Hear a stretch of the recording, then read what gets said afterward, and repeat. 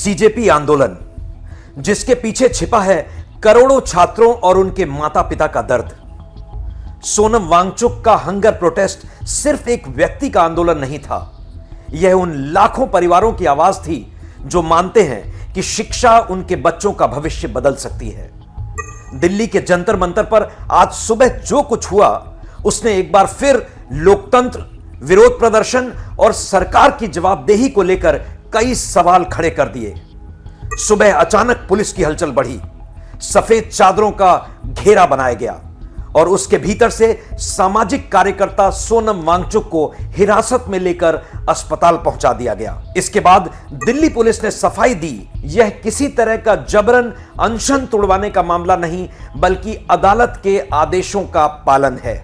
लेकिन सवाल सिर्फ इतना नहीं कि पुलिस ने क्या किया, बड़ा सवाल यह है कि आखिर 21 दिन तक सरकार ने क्या किया। सबसे ज्यादा निराश करने वाली बात यह रही कि इतने बड़े जनहित के मुद्दे पर सरकार ने आंदोलनकारियों से खुलकर बात करने की पहल तक नहीं की।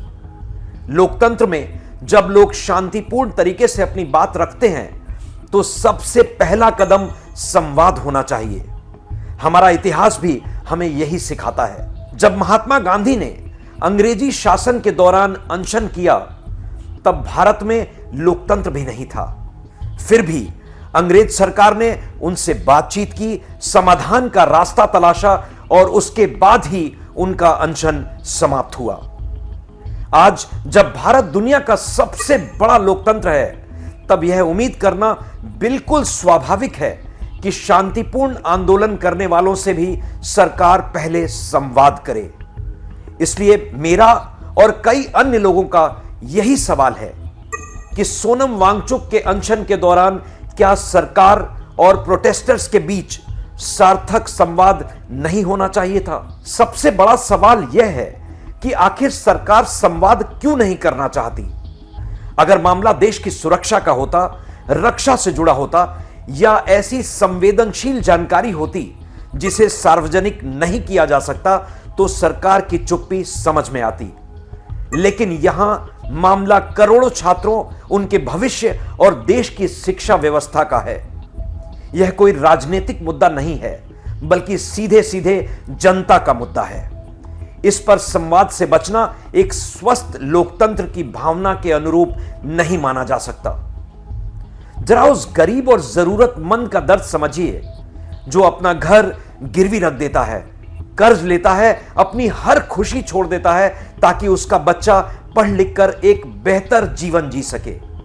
लेकिन जब बार बार पेपर लीक होते हैं, परीक्षाएं रद्द होती हैं और सालों की मेहनत बर्बाद हो जाती है, तो सिर्फ एक परीक्षा नहीं टूटती, पूरे परिवार के सपने टूट जाते हैं।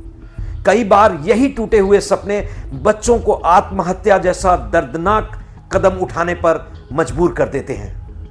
हकीकत बेहद चिंताजनक है। साल 2019 से जून 2024 तक देश में 65 बड़े पेपर लीक के मामले सामने आए, जो 19 राज्यों में फैले थे। यह आंकड़ा साल दर साल बढ़ता गया। इसके अलावा कई राज्यों की भर्ती परीक्षाएं भी पेपर लीक के कारण रद्द करनी पड़ी। कार्रवाई होती है, गिरफ्तारियां भी होती हैं, लेकिन पेपर लीक की घटनाएं थमने का नाम ही नहीं ले रही। शिक्षा मंत्री को पद पर रखना है या हटाना है, यह पूरी तरह सरकार का अधिकार है।